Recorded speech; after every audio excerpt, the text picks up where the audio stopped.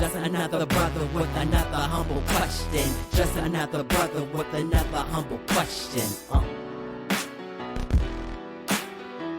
Welcome to A Brother with Questions. I am your host, B. Man, I appreciate you for joining me. It's been a while. I took a little hiatus there. Had to go out of town. Didn't have anything to record with. But I'm back and at a very peculiar time. But before we get going, man, please like, subscribe to the channel, and click that little notification button so every time one of these videos drops, man, you know it's here. So, I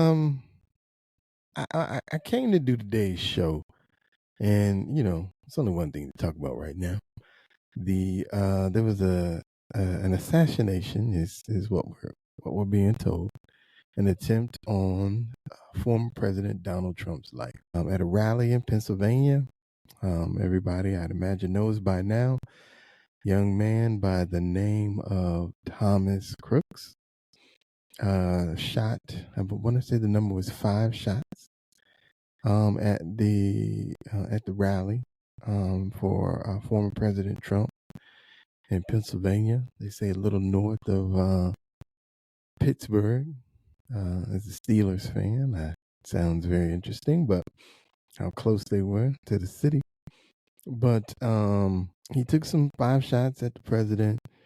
It would seem one of those shots at least grazed his ear, and he obviously missed with the others, but he did hit an innocent bystander that got killed, and they're telling us that there are 2 people, last I heard, 2 people in critical condition, and at now this point we are trying to understand. Apparently, 20-year-old kid decided to take shots at the president. Like, what was a former president, Donald Trump?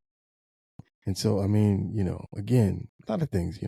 I was debating about doing a reaction video to this, but I felt like it was inappropriate in the sense that you've already seen the reaction, and so I just thought it more appropriate just to share my thoughts on it. And if you care to listen, you listen. If you don't, you don't. But there's a lot of people sharing thoughts, and so I figured I'd throw my 2 cents in too. And so what I've been finding interesting, because I'm still honestly working through what I think, but what I found very interesting is, number one, the initial aftermath. So you go to the internet, and the initial aftermath, I saw one young lady whose name shall remain nameless, but she was discussing how it was probably all a hoax and it was all staged. And so, I ponder that and I go, okay, somebody got shot, at least 1 person died, 2 people injured, and we're thinking this was okay. Then some of the other things that I saw were I don't know if you want to call it sadness on people's parts, but the disappointment that it actually didn't hit him, as if to say, I wish he would have died, I guess, because it's an election year and now he couldn't be running for president. I don't know what these people are thinking, but again, okay. And then there was the other side, the retaliation. Oh, they need to do this to Biden now. And it just makes me ponder, where are we as a society that a man's life is a former president at that? And like him, dislike him, I don't care. That doesn't even matter. Number one, he's a person. So that's number one. Why would anybody wish death upon anybody? And then number two, as a former president, you think that he has the type of security that something like this wouldn't happen in 2024. And so it's just a very odd place, I feel like, that we're in, where one, apparently we can't protect former presidents in 2024, because it amazes me that this kind of slipped through the cracks. But then on top of that, the discord that we are as a country, where we're either thinking that he planned this in some bold effort to bolster his election chances, or we're disappointed that he didn't die because so now he still gets to run, or we're wanting to retaliate, and do it to the other side now. Where are we? What happened to humanity in this country? I mean, it's just politics, people. And politics matter, and elections have consequences. But at the end of the day, it's still just politics. Whatever man or woman you choose will be there for 4 years, and a new person will come in, and that new person will run his course, his or her course as well. But regardless of who's there, you're going to wake up prayerfully every morning. You can go to your job prayerfully every morning. Your kids prayerfully are going to be healthy and wake up too. Your mom, your grandma, right? Your life is going to continue. Life doesn't stop or change drastically typically because of the presidential change. So for us to be so polarized, so manic, what happened? What happened to civility? What happened to love?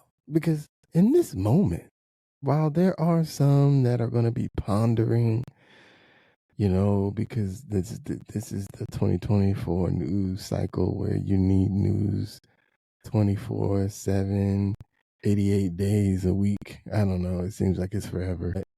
So they're going to ponder the election now. They're going to ponder, because they can't find a lot so far on this young man.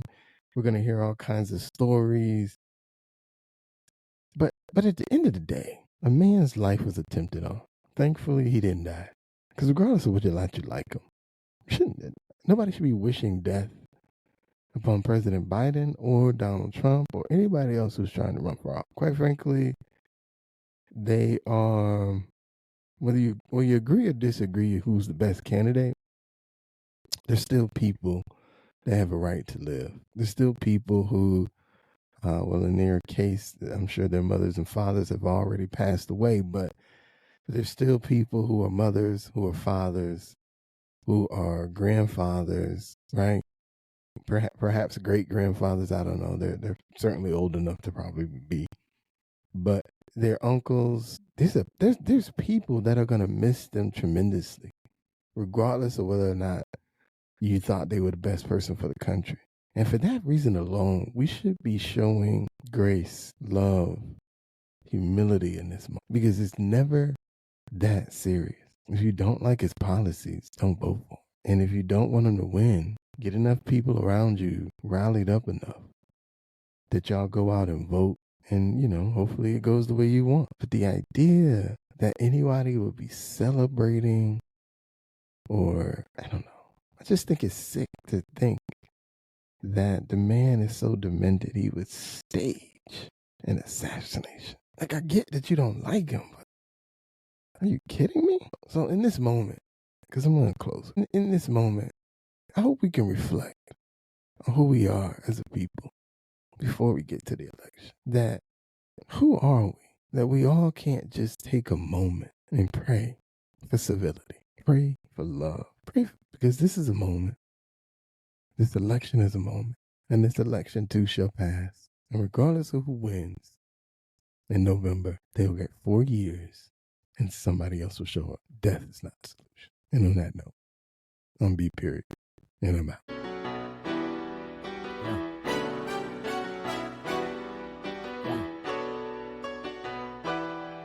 Yeah.